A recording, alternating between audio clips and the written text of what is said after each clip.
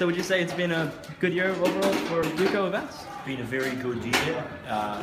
You know, boxing's on high in New Zealand. Gym membership is growing, viewership is growing.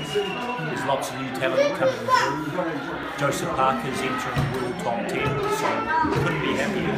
Of the WBA, right? Of the WBA and the WBO. Number 10 on both? No, he's about 14 on WBO, but he'll go up. Could be in top 10 in both. Yeah, I was talking to Dean, and he said he was talking about a possible Chisora fight. Sorry? Dean Halloran?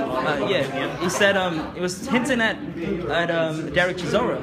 Yeah, look, there's lots of names, contenders, fringe contenders we look at, guys like Thomas Adamak, Derek Chisora. There's quite a few in the top 10 that Joseph would beat right now.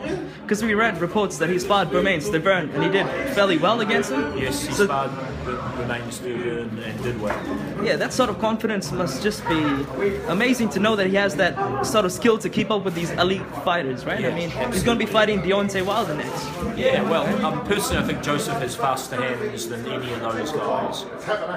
Like, every fighter has different strengths. They might have a bit more height, some of them. Joseph's 6'4", but he's got the quickest hands. So, and the other night he looked amazing. It all came together. Yeah, I mean, Costa Jr. has never been stopped before. Never. Fourth round, and some people question Joe's power. He KO'd Costa with that two-punch combo, and then he's now over 80% knockout percentage. Out of 12 fights, he's got 10 knockouts. So. Yeah, because he's mostly had TKOs or referee stoppages, right? And yeah, this time, a clean stoppage on a guy with a solid chin. Is that something they were working for, explosiveness? Not really. He just works hard in the gym on everything, and as he gets older, he's only 22. As he gets older, it'll just fall into place. He's going to get better and better and better and bigger. He's probably not fully going yet either. So, you know, this is just the tip of the iceberg. Yeah, and these sort of fights are great for him because he gets, I mean, it's the extra rounds that let him to develop his skills, you know what I mean? Instead of just going in there and blowing them out. Yeah, that's right. He gets that ring experience, yeah. That's right. 100%. So we're looking forward to a big 2015 next year. Absolutely. We've got 6 fights for Joseph. And, 6 fights? That's 2 more than this year, right? Yep. Oh, no, he had 5 this year. 5? But you go look at the records of George Foreman, Mike Tyson, Muhammad Ali, Joe Fraser, Lennox Lewis. Look at how many fights they had in the first, second and third year of their career. Mm-hmm. In some cases they had, I think Foreman had 12 fights one year. You know, 8 fights. It's only nowadays you see guys only fighting once or twice a year. Back then, the guys were fighting in the early stages half a dozen or more times a year. So we thought about that and decided rather than Joseph getting hits and sparring, if he's going to lose brain cells, it may as well be fighting in the ring and being paid. And we also decided that the more he fights, the better he's going to get. It's like you learn by doing.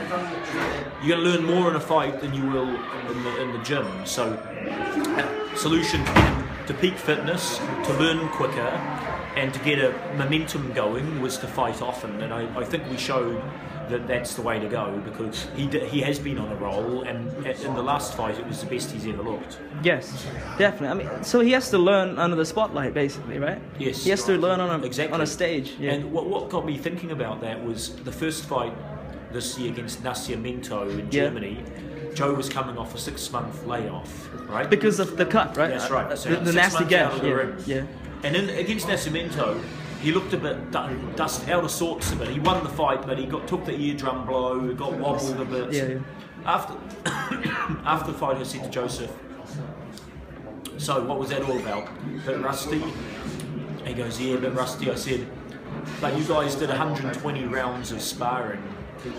Joseph said, "Sparring ain't the same as fighting. You know, you can do all the sparring in the world, but it's not the same as what you learn in the ring." And then I was thinking about that, and then I said to Dean Lonergan, "Why don't we put the foot to the floor and fight Joseph half a dozen times a year?"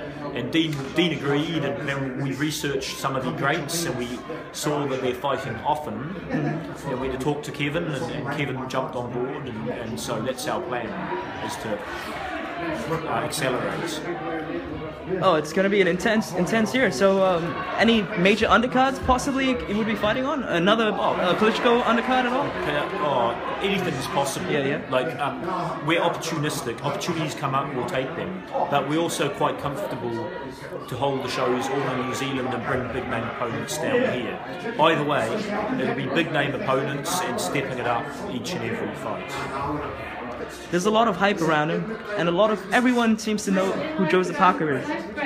He is hands down the #1 fighter right now in New Zealand, right? I would say so. Yeah. By ranking, by public profile, by potential, and by where he's at. Yeah, he's #1. I see. Thanks, Dave.